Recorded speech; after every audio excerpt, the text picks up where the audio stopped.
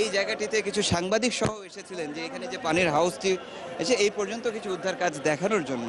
এবং ঠিক সেই মুহূর্তে যখন সেই সাংবাদিক কয়েকজন এখানকার গণমাধ্যম কর্মী এবং উদ্ধার কর্মীরা যখন এই জায়গাটিতে এসেছেন, ঠিক তখনই তারা কিন্তু আসলে একটি শব্দ পেয়েছেন, একটি সাড়া পেয়েছেন এবং তারা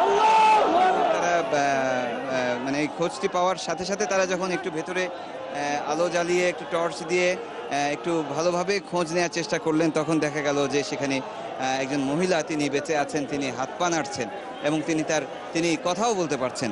আসলে তখন থেকেই চারদিকে সাড়া পড়ে যায়। আপনি জানেন যে তারপরে সবাই এখানে এসেছেন, উদ্ধার কাজের যারা জড়িত ঊর্ধ্বতন কর্মকর্তারা তারাও এসেছেন।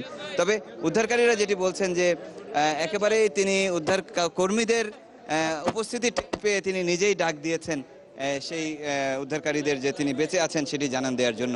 আসলে তারপর থেকেই এই উদ্ধার প্রক্রিয়া এবং